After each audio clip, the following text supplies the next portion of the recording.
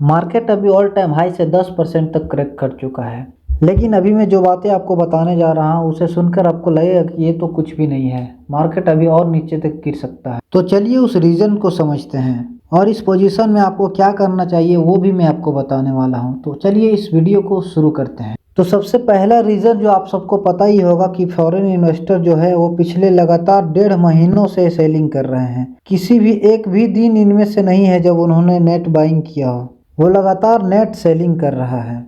और एफआई ने पिछले महीने तकरीबन 1,14,445 करोड़ की बिकवाली की है, जो कि हिस्ट्री में सबसे ज़्यादा है। एफआई ने कोविड के टाइम पर भी इतनी बड़ी सेलिंग नहीं की थी और इस महीने अभी 15 दिन गुजर चुके हैं और एफआई ने अभी टोटल तकरीबन 29,000 करोड़ से भी ज़्यादा की सेलिंग करी है। तो ये जो सेलिंग चल रही है वो पिछले महीने के मुकाबले इस महीने थोड़ी कम हुई है, लेकिन अगर ये लगातार सेलिंग चलती रही तो मार्केट और भी ज़्यादा नीचे तक गिर सकती है। इसके बाद जो दूसरा रीज़न है वो रिटेल इन्फ्लेशन अक्टूबर के महीने में तकरीबन 6.21% तक बढ़ चुका है। और जो अगला रीज़न है वो है निफ्टी स्टॉक्स के क्वार्टरली रिजल्ट में ख़राब परफॉर्मेंस। यानी निफ्टी में बहुत सारे ऐसे स्टॉक्स हैं जिसके क्वार्टरली रिजल्ट में काफ़ी ख़राब परफॉर्मेंस आए हैं।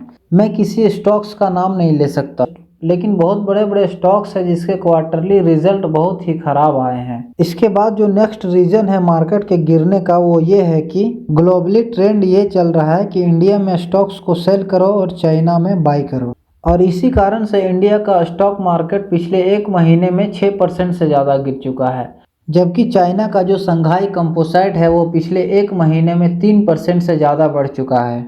यानी डायरेक्टली हमें ये समझ में आ रहा है कि इंडिया में एफआई अभी सेल कर रहा है और चाइना में बाई कर रहा है, जिस वजह से चाइना का मार्केट बढ़ रहा है और इंडिया का मार्केट गिर रहा है। तो ये कुछ बड़े रीज़न है जिससे हमें समझ में आ रहा है कि मार्केट अभी क्यों गिर रहा है। लेकिन इस सिचुएशन में हमें करना क्या चाहिए, चलिए अब वो समझते हैं। अगर आपके पोर्टफोलियो में ऐसा स्टॉक्स है जो फंडामेंटली स्ट्रॉन्ग नहीं है तो ऐसे स्टॉक को आप सेल कर दें, और अगर आपके पोर्टफोलियो में ऐसा स्टॉक्स है जो फंडामेंटली स्ट्रॉन्ग है तो आपको टेंशन लेने की ज़रूरत नहीं है। और दूसरा ये है कि मार्केट अभी गिर रहे हैं तो सब मार्केट से अभी भाग रहे हैं, जबकि कहा यह जाता है कि मार्केट जब गिर रहा होता है तो आपको उस टाइम पे इन्वेस्टमेंट करना चाहिए। तो अगर आपके पास अभी पैसे हैं और आप इन्वेस्टमेंट करने की सोच रहे हैं तो आप इन्वेस्टमेंट कर सकते हैं।